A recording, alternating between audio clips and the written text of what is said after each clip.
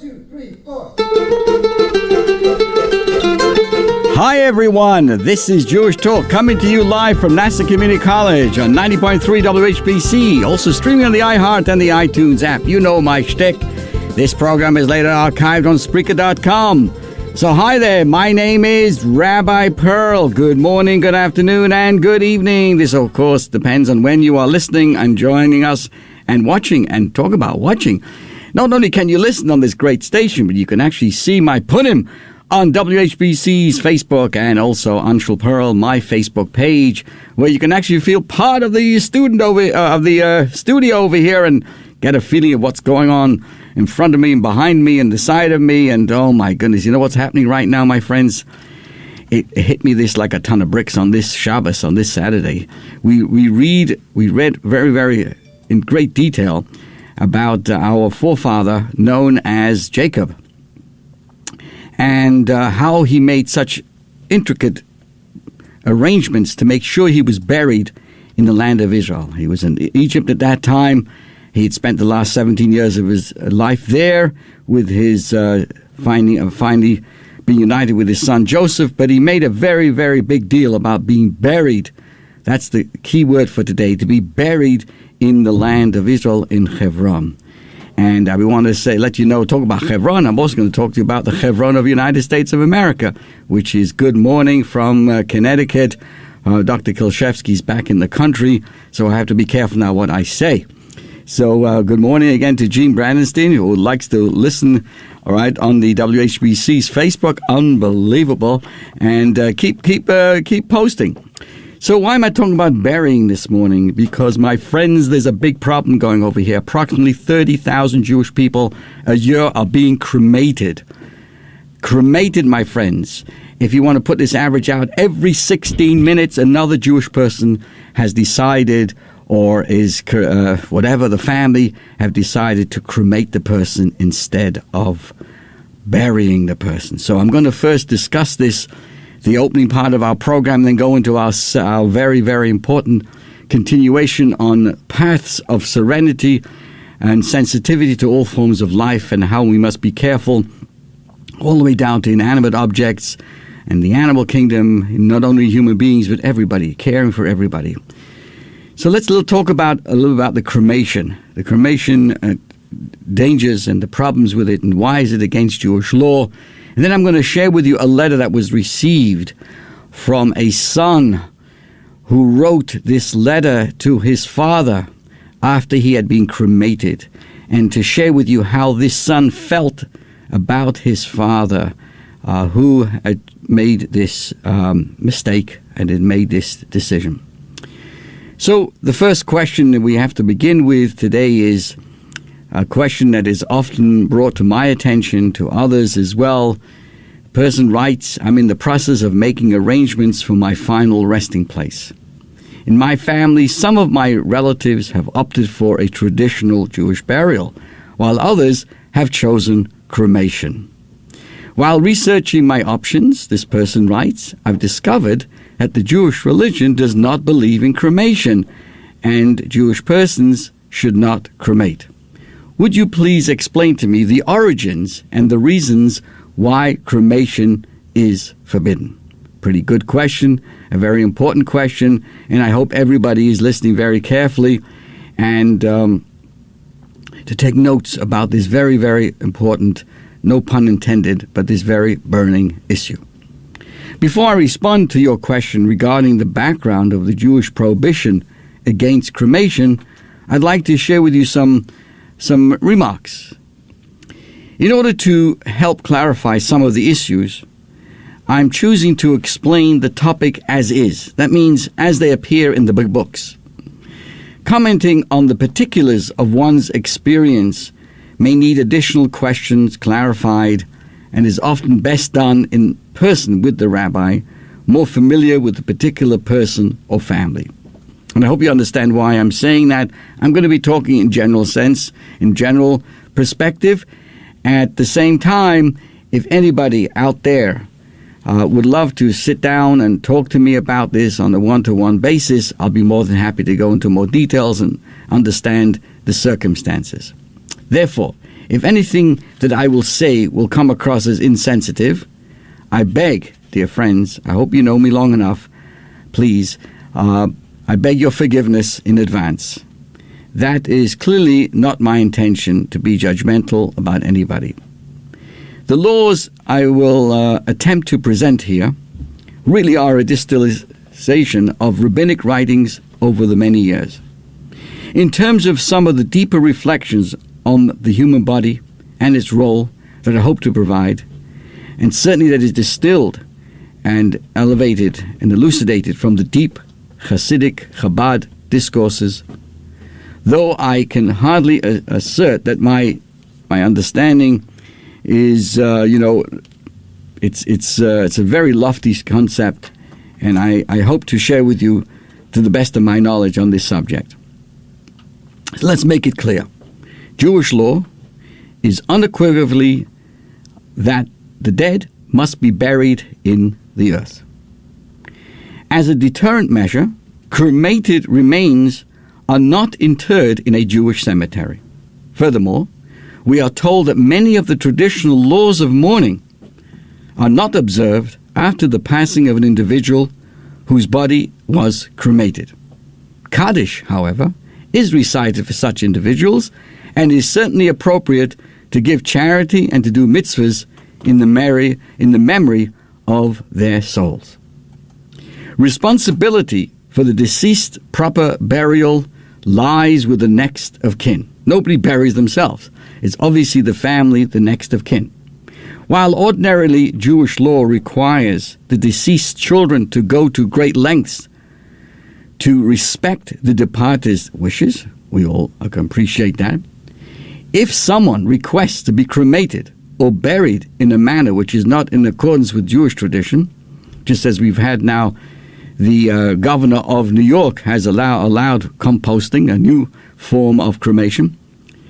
We remember, if it's not in accordance with Jewish tradition, we nevertheless provide him or her with a Jewish burial. It is believed that since the soul has now arrived to the world of truth, it surely sees the value of a proper Jewish burial, and therefore administering a traditional Jewish burial is actually granting what the person truly wishes at the moment. So even if a person lived a certain lifestyle or lack of the knowledge, because basically this whole conversation is sadly because of pure ignorance. So if a person lives a life of ignorance, I promise you, when the person arrives at heaven in the world of truth, they know the truth. And they're begging with the family, they're pleading with the family, please bury me. Which means to say, even if they've written down and made all kinds of things, the family has a right, and it's also obviously supported by law, the United States law here. The family has the right to do what they want with their family, with their loved ones, and therefore, even if it seems like overriding their wishes, certainly in Jewish law, you are allowed to override that, because where the person is, they know the truth. The world is a world of peace and of truth. Furthermore, if anyone, all the more so your father or mother, asks you to damage or hurt their body, you are not allowed to do so. For our bodies do not belong to us. They belong to God.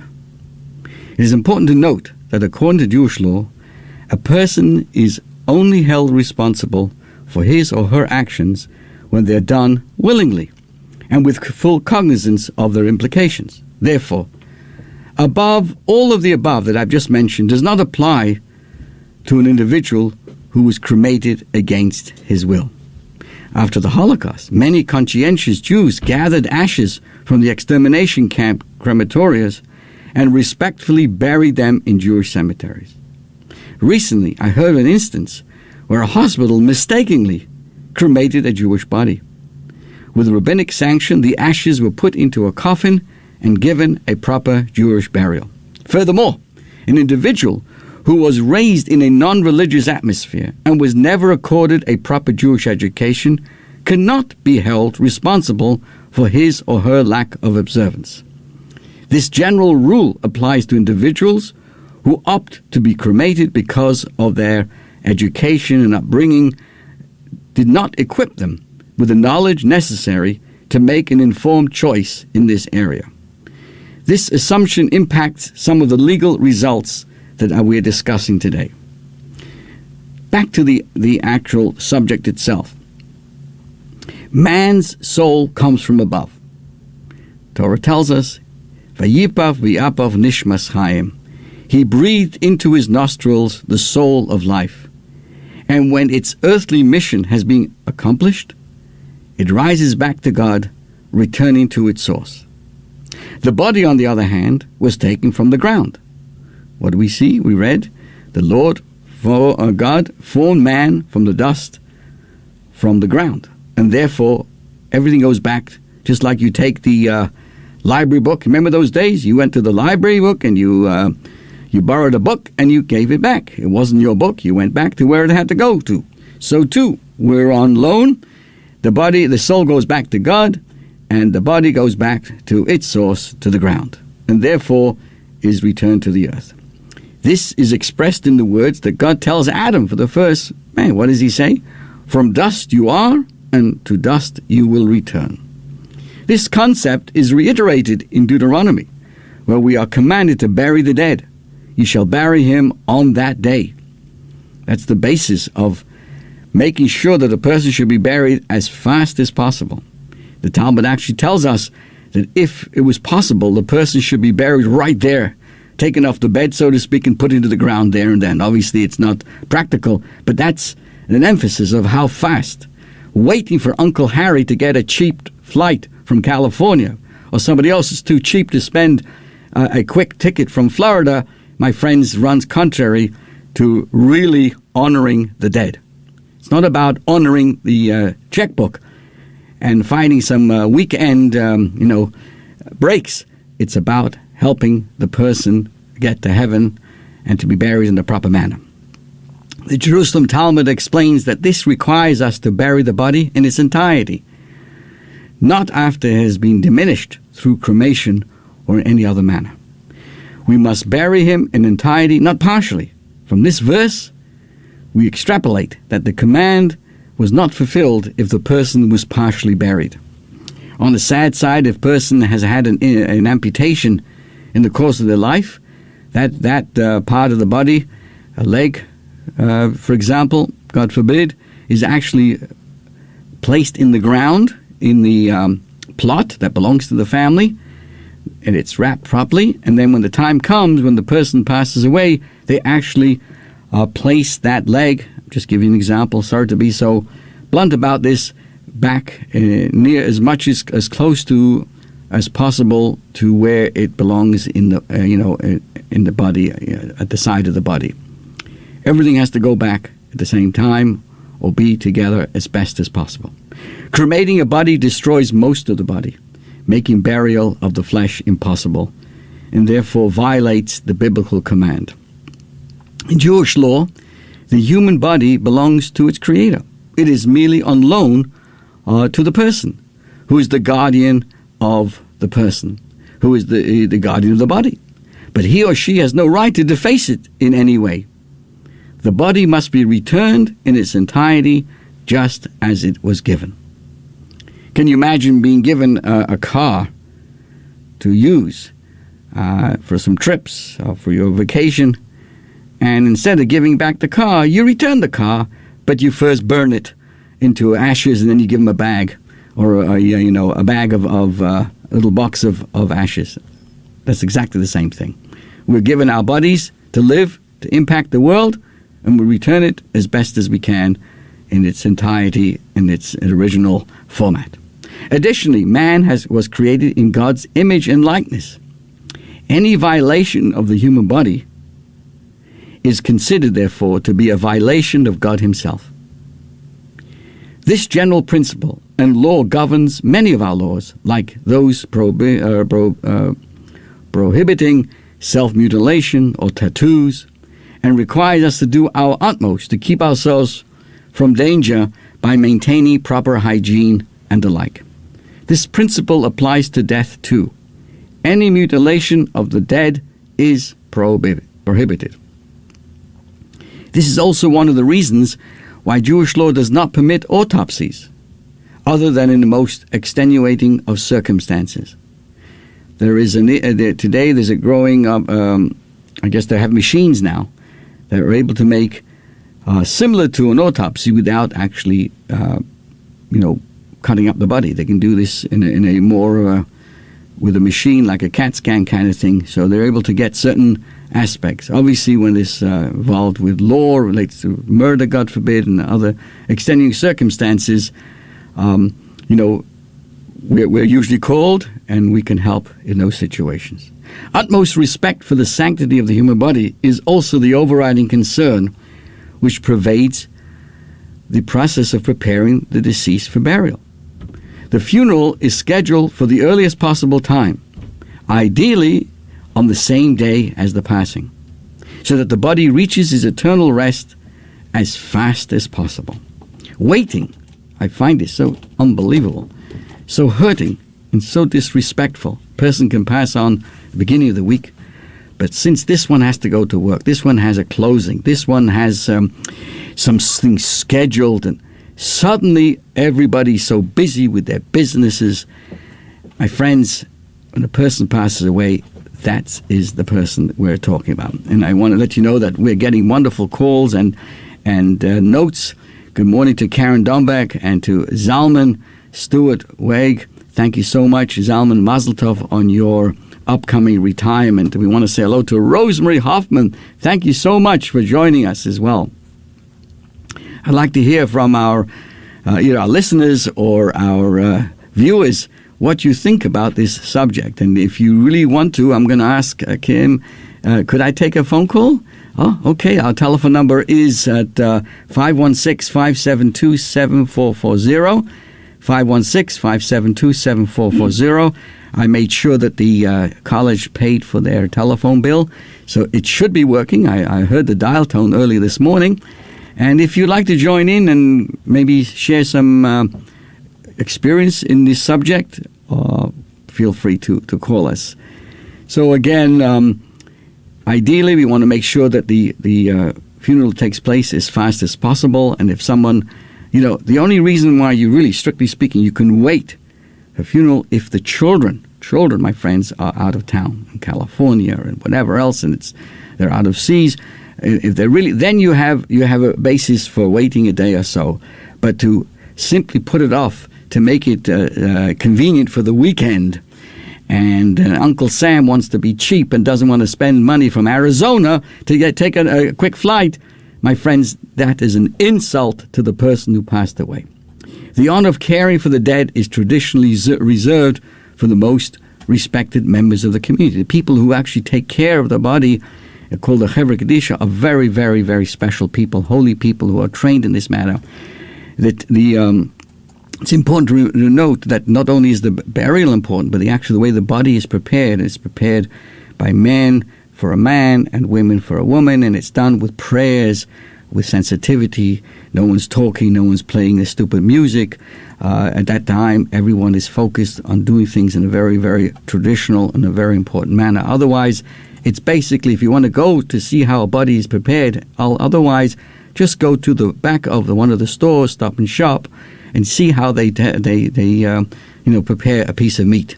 It's basically the same idea. So a stick, flesh, and forget about it. There's no respect, nothing. But the Jewish tradition, the most respected people are invited on this called Chevra Kadisha, and they maintain the highest levels of decorum, privacy, and respect throughout the entire process. Then I want to say good morning to Jonathan Wolf. Welcome. Good morning. I see that people are afraid to call in and talk about the subject. I understand. It's a very, very, very sensitive one, and I respect you for that. According to traditional Jewish sources, the merit of facilitating the proper burial of a corpse is immeasurable. Even the high priest, who was even prohibited from attending the funerals of his next of kin, was actually required to preoccupy himself personally burying a mes mitzvah. That means an abandoned body which had no one to attend to its proper burial. So no lengthy explanation is necessary to conclude that there can be no greater violation of our legal and moral responsibilities to the body's owner than to cremate it. When the body becomes the soul's, let's think about this. Sadly, my friends, like I said to you earlier on, please don't think of me being judgmental, but the way we treat a body after death reflects how we think of it when we're alive.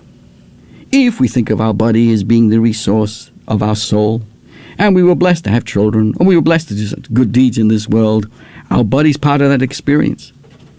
If we just burn it and throw it, that really retroactively shows what we really thought of life. A bag of bones, walking around, having some early bird specials, and forget about it. But that's not the way we look at life. When the body has become the soul's vehicle to do good deeds, the body, is invested with permanent value and sanctity. The body is seen as sacred, as this temple of the soul, and the medium by which we do goodness in this world. According to Jewish law, an object which facilitated the fulfillment of a good deed must be accorded respect and cannot be casually discarded. Let me give you an example. Papers upon which are inscribed words of Torah, the fringes, the tzitzis, or the leather straps, they are there to help facilitate these mitzvahs. Once they're unusable, these articles are buried with due respect. How much more so does this apply to a body? In the words of the Talmud, every one of us is filled with mitzvahs. On a deeper level, we believe there is a purpose to life, purpose to this world, purpose to the very act of creation. There are other belief systems that view the body and all other physical trappings of this world and temptations that they present only as a strategic challenges set in the soul's path, in order to overcome these challenges en route to some heavenly paradise.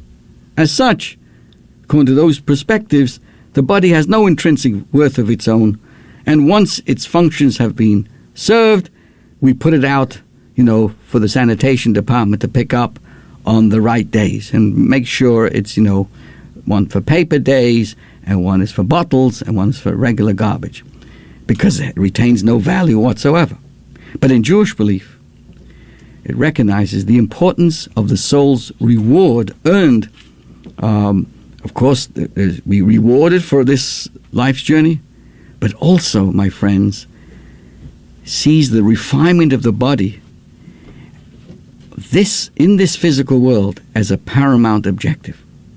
If God wanted us just simply to have a spiritual journey, we would be in some spiritual environment with a spiritual soul and go through that kind of a journey. But God put that soul in a very physical world, and the purpose is to refine the body, to refine the world around us, to make this world a beautiful home.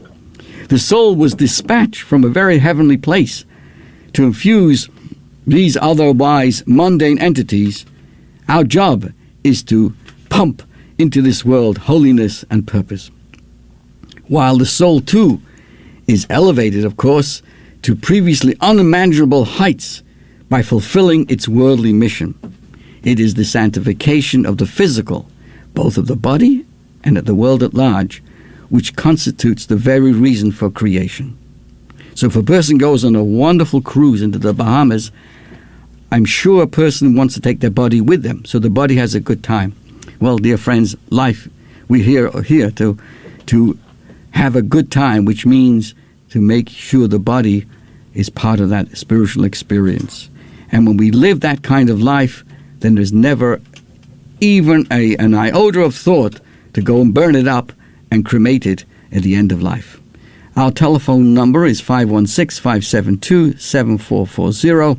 I think many people are getting a little confused. They only have 14 on their telephone. So let me tell you what you do. You press it twice. 7, 4, and again 4, and 0, and maybe you'll get right through. Dear friends, you're welcome to join us to talk about this subject or anything else that you may have related to our program. So 2 of the most fundamental tenets of Jewish faith are the belief in the ultimate redemption of all of us through the coming of Mashiach, and the concept of resurrection of the dead. Remember, all of us believe in the resurrection of the dead. So the resurrection is not of a soul, it's of a soul in your body. Go and cremate it, gewalt, geschrigen. You ain't got no body to come back. My friends, it's a problem. It's a big problem. These beliefs are so central to Jewish worldview that Maimonides considers them, the concept of resurrection, as one of the coming of Mashiach, and the concept of resurrection as two of the most, of the 13 principles of Jewish faith. The coming of Mashiach will be ushered in, and of course there'll be a world of peace and harmony. Hands up those who don't want peace and harmony. Peace and harmony is living in a physical world with a spiritual perspective, the soul and the body together. Cremation runs contrary to all of that. So, this we look forward to a world where the master plan will be realized. We'll be able to enjoy the fruits of our labor. We'll be able to see the end product of our millennia-long laboring to permeate this world with holiness and with purpose. So to speak, the curtain will be ripped aside, and the flesh, our own very bodies, will perceive the holiness around us. These beliefs have sustained us throughout the 2,000 years of exile fraught with pogroms and expulsions and all kinds of garbage. Just one generation ago, countless Jewish people, including my grandfather and grandmother, uncles and aunts, they entered into the gas chambers by the Nazis while singing Ani Maamin, I believe.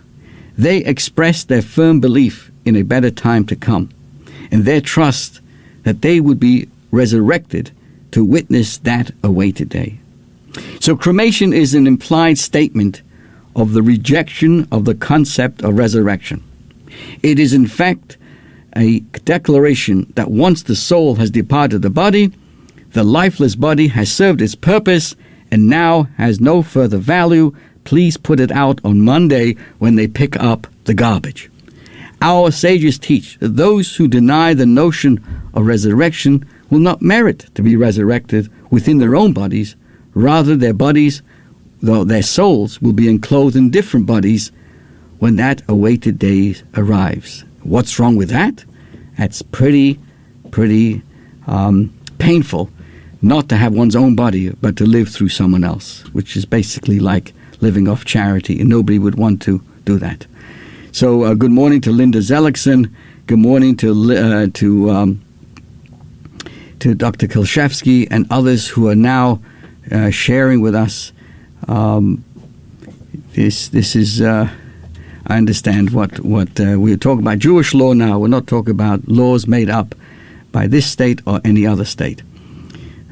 Clearly, from a secular perspective, anybody can do anything they want. We're discussing, this is called Jewish Talk here today, and which means I'm sharing you the Jewish halachic view. Based on this idea, many authorities conclude that a person who opts for cremation is subject to all of this. So I just received a wonderful note, a very important one.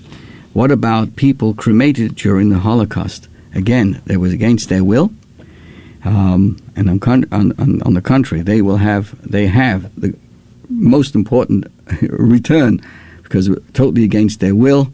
And as I pointed out, that my grandfather, my own family, who were cremated by the Nazis, they went into the crematorium singing on Imam, and we believe in the coming of Mashiach and the resurrection. So there's no problem with those who sadly cremated, or many other stories where people were forced that way.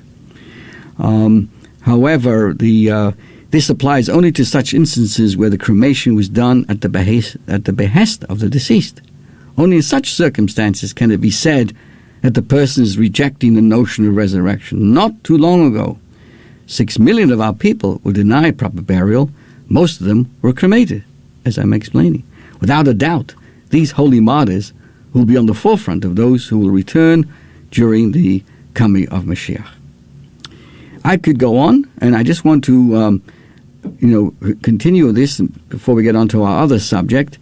I wanted to share with you let me sum this up and then share with you the letter of a son writing a letter to his cremated father.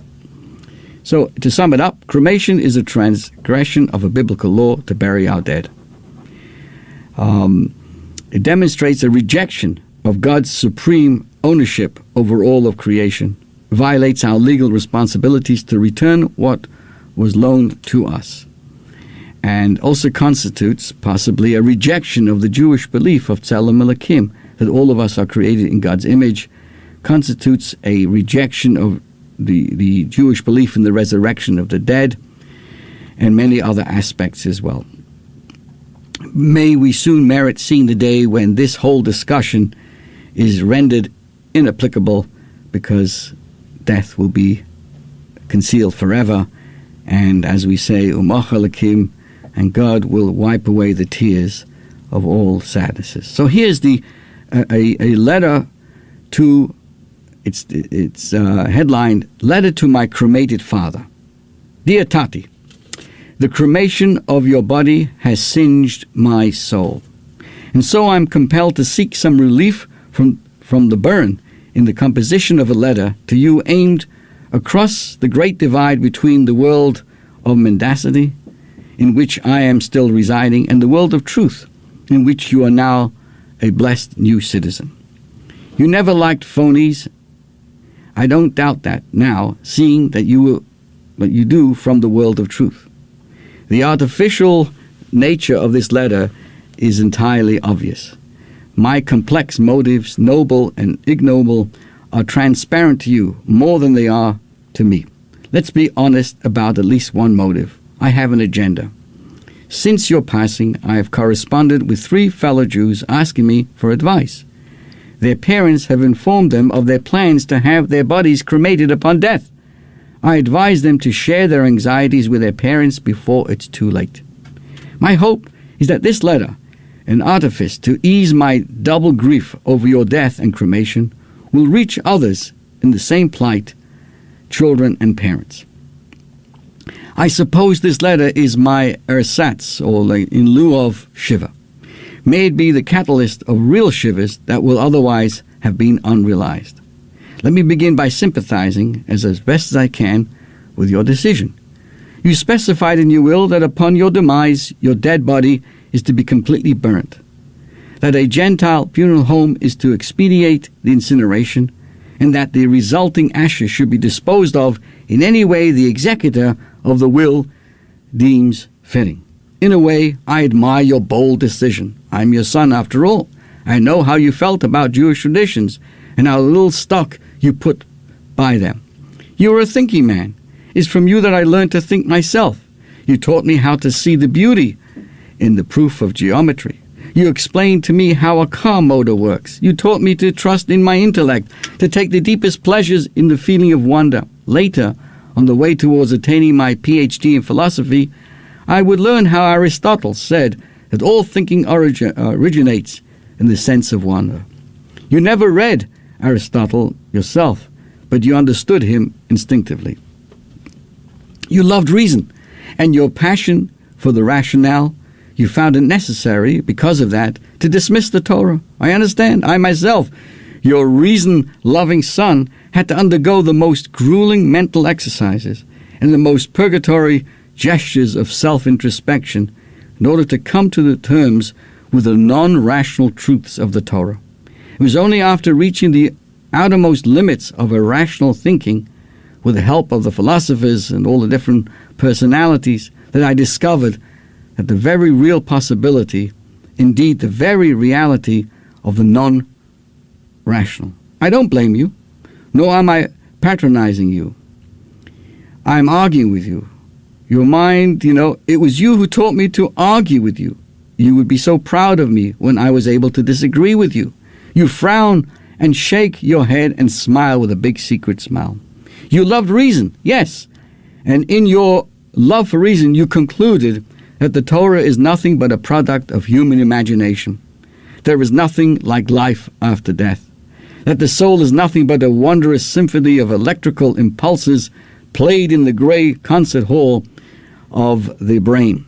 That once the concert ended and all the impulses became quiet, nothing remains but a useless lump of shtick-daten to be disposed of like an old automobile beyond repair. I truly admire the fierceness of your conclusion. I admire your intolerance for magical thinking, for voodoo. I admire the extraordinary existentialist courage with which you face the profound meaningless of a reality, which is to say, a reality that you felt to be ultimately meaningless. You waved your fist against the fate in the manner of a Greek tragic hero. Just an example. If I could have entered into a philosophical discussion with you about such questions, I would have, but you were not impressed by philosophical ideas. You left those to me.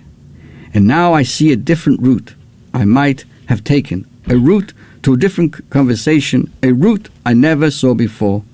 I see it so clearly now because of my pain. My pain makes me lucid, so let me say what I should have said. Let others hear it on behalf of your memory. I wish I could have buried your body. I wish I could have strewn earth upon your shroud. I wish I could have recited Kaddish by your grave. I wish I could have invoked the great name, the Shmei Rabbah, over your body's quiet enfoldment in the earth and its return to its element. Instead of earth, you chose fire. Fire, too, is a primordial element, yes, but fire mocks. When our people were condemned to a final solution during your childhood, which you spent in Siberia, those who murdered them did so with a double mockery. They poisoned them with gas, like an exterminator killing insects, and then they incinerated their remains in fire, like a garbage man burning the waste, and Arthur killed Doughton over there in Staten Island. I feel that you opted for cremation in some kind of unfathomable solidarity with those of us whose bodies were cremated in Auschwitz. I heard of a survivor who had intended to make such a posthumous gesture. I think it was an unconscious solidarity in your case. The heroic gesture, again, of a tragic hero. In light of your decision, I can't help but feel that the crematoria of Auschwitz are still with us. Gullus, exile, is something that we all, think about and feel. You accepted that Gullus, that exile. You made room for that kind of thinking. I wish you could have heard and believed the words of the Rebbe, the Lubavitcher Rebbe, who often said, exile is unacceptable. Auschwitz has no more place in this world, not even a little place at the tip of a single match head. And I should have said something else. I should have told you about my need to mourn for you in the company of others. My need, yes, admittedly only mine, not yours, Tati. But you loved me so much, surely you would have acquiesced to my need, the need of your son, whom you loved with boundless love, even if you would have disagreed with the validity of this need. My need to sit shiva for you, to sit and mourn in the company of family and friends, to talk about you, to share the memories of you. As you know, dear Tati, I cry when I'm alone. I weep like a boy. You remember the sound? I think about you. I look through the old photos of you. I even talk to you, and I weep, I mourn. Nothing can take away my private mourning, but it's just that. It's private. Why should I want to mourn publicly as well? Is private mourning not enough? Indeed, isn't private mourning more genuine than the public mourning? Yes, that's just it. Public mourning all too easily becomes a spectacle and a charade. We who still reside in this world will sometimes take advantage of any occasion to get a little more attention, even a funeral or a memorial service. And yet at the same time, we are social creatures who naturally take comfort in the presence of family, of friends, and community. And that's just it. The old and venerable tradition of a public comforting of mourners, the tradition of sitting shiva, is what gives legitimacy to public mourning. For us, any other way of mourning publicly must indeed be a farce. A shiva house alone constitutes an authentic way to mourn in company, authentic because so very old, so utterly unoriginal. Shiva is the final hammer blow that snaps shut the iron link in the chain of a family history. You know very well, dear Tati, that I bear no resentment towards you. You know I adore you. The fact that I wish you had decided otherwise in no way diminishes my adoration for you and how dearly I will cherish your memory. It was your unbounded paternal love for me that made me so Jewish. Your love for me was fashioned in the image of God's love for his children. It was your own very Jewish upbringing that engendered this paternal love in you. What choice did I have but to take this infinite love to God himself, to Avos Hashem? I hope I always honored you properly in life. And I hope this open letter does you honor. Let no one imagine for a moment that you meant anything less to me than the earthly manifestation of divine love.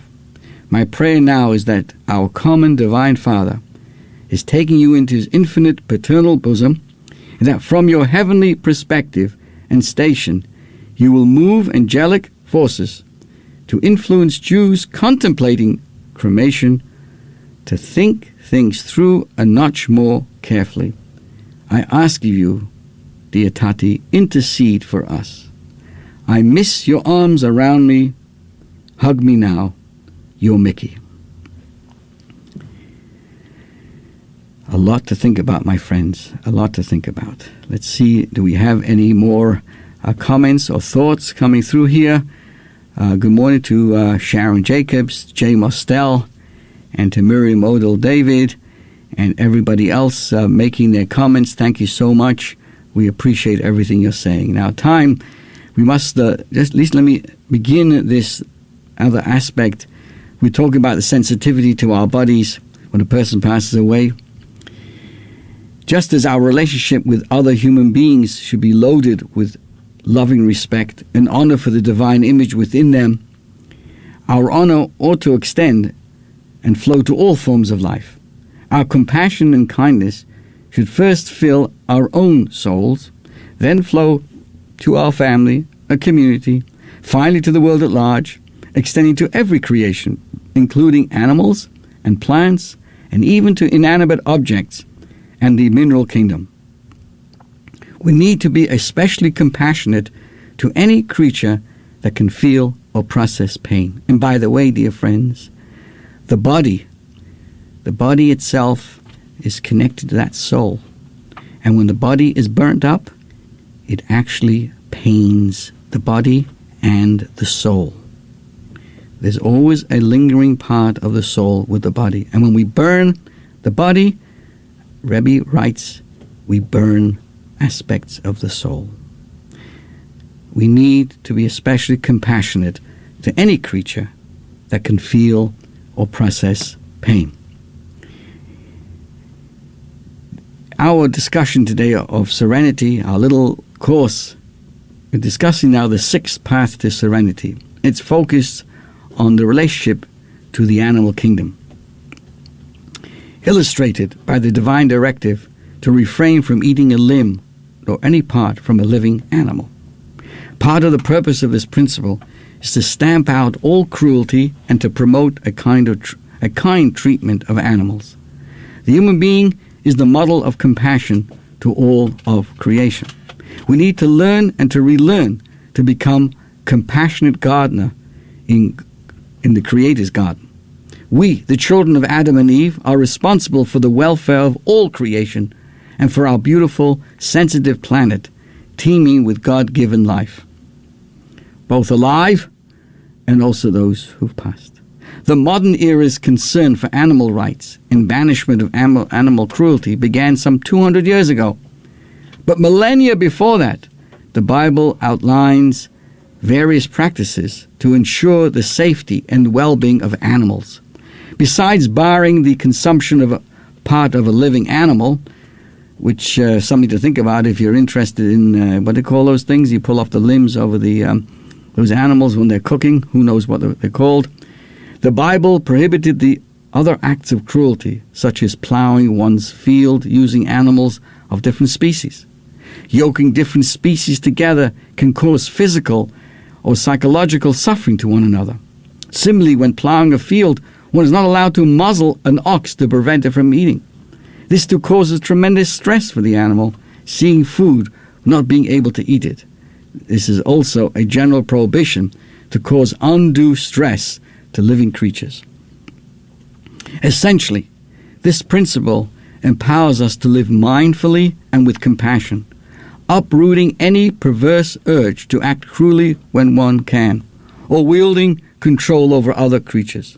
As much as humanity may have a selfish urge to destroy, there is a deeper place within our souls, a consciousness that is rooted in divine love, which seeks to express unconditional love and care. In fact, as we are birthed and given existence from divine love, love is deeply rooted in who we are. Again, we need to ensure that we are continuously broadening our circle of love from ourselves to our family and our community, to all human beings, to animals, and finally to all of creation. In this sequence, we can eventually love universally without bypassing any stages of expansion or trying to replace love for people with love for other life forms. It is important to remember some of the greatest cruelties ever perpetuated by man, a drama which plays out, in recent history and continues out today, were planned and instigated by men who loved their animals dearly, but were somehow able to murder 1.5 million children. Most recently, a well-known animal rights group penned a letter to a terrorist organization requesting them that they blow up buses full of innocent civilians. And they should make sure that no animals were hurt in the process. Do you hear, my friends? These stark examples of bypassing stages of love reveal the importance of embracing and spreading the 7 paths in this time in history. We can consciously be part of the unrushing elevation of humanity, or we can add to the oppression of humanity and our own souls.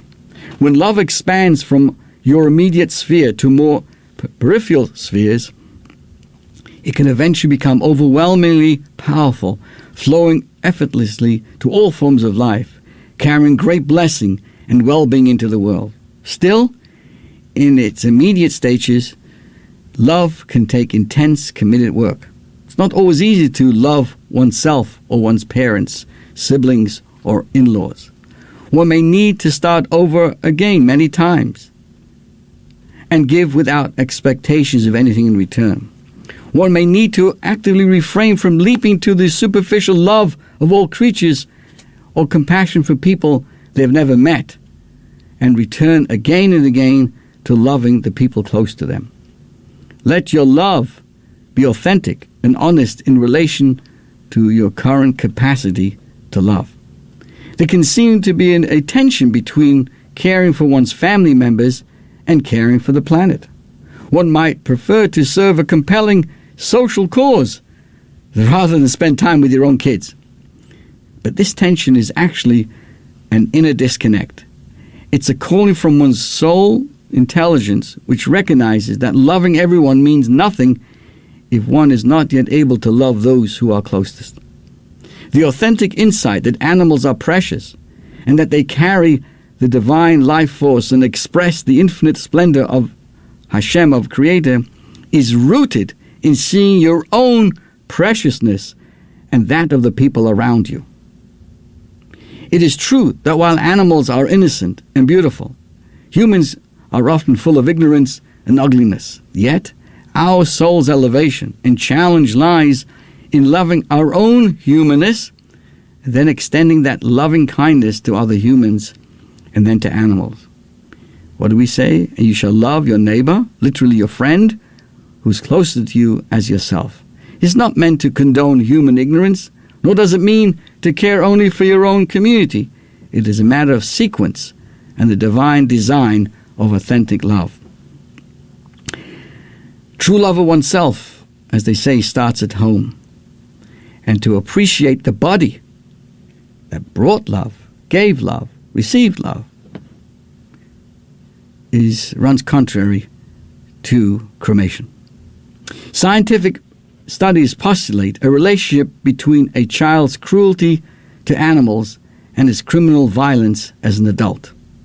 You hear, my friends? I know people, sadly, who are sitting in jail because of their cruelty to animals. Similarly, those who are described in the Bible as insensitive to animal are villains, such as Nimrod and Esau. All those described in the Bible as caring and shepherding animals are ethical and spiritual heroes, have extended their love also to their community and humanity. Think, for example, of Jacob, Moses, King David. Rebekah was chosen to be the wife of Isaac because she showed compassion and sensitivity to animals when she offered them to drink. We are meant to be representatives of our Creator, the all-caring source of life, of both soul and body, and of all souls and of all bodies, starting with our own. When we recognize that all creation is lovingly infused with divine force, we will treat everything with sacred reverence. Certainly we will have strong empathy for those creatures who have real feelings and emotions, even when they are less complex and sophisticated as humans. In this awareness, we will not even pluck a leaf, if we live that way, even a leaf from a tree for no reason.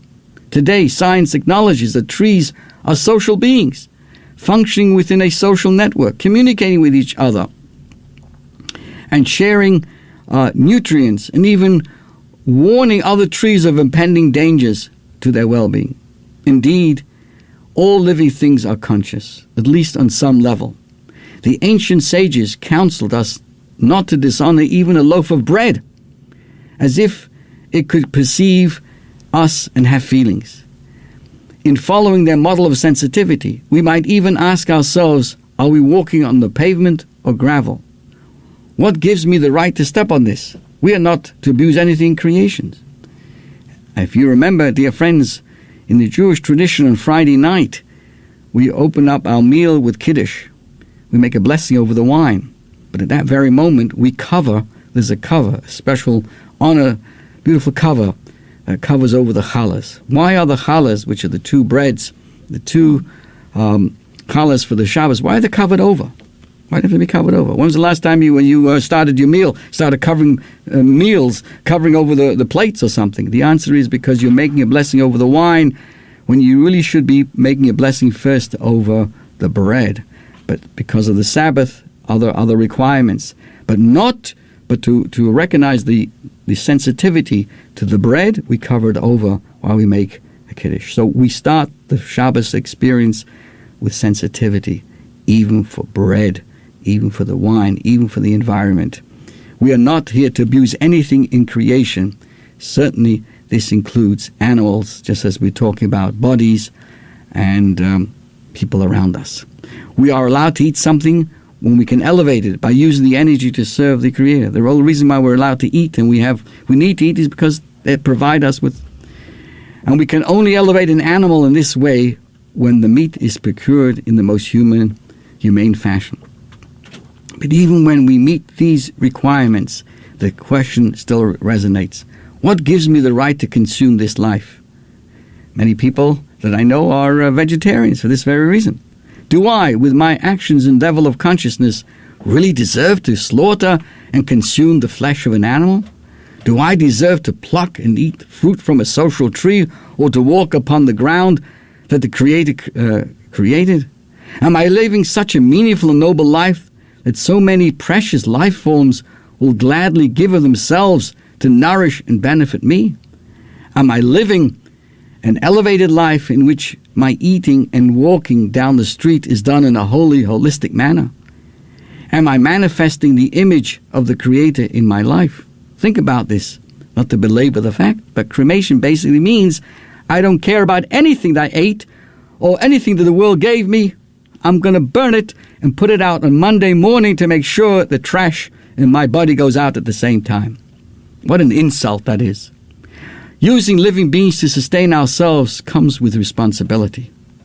As we've been discussing, the common ancestors of all human beings, Adam and Eve, we're charged with the responsibility to protect and to cultivate the divine garden of creation, to assist all living things in elevating them towards the Creator.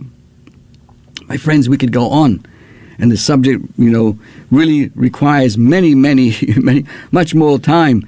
But I wanted to say hello to Stephen Epstein, Boker Tov, Ashrei, and to Sandy Gerstein, and everybody who's been joining us today.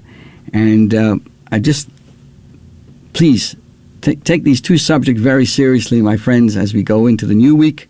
Wishing everybody a good week, a safe week, good news, good health. And let us always remember that we all carry the divine image at all times of our life, and our job is to elevate that, the godliness in everything around us, both alive and even beyond. This is your host, Rabbi Perl, wishing you all the best. And as we say in French, sei gesund.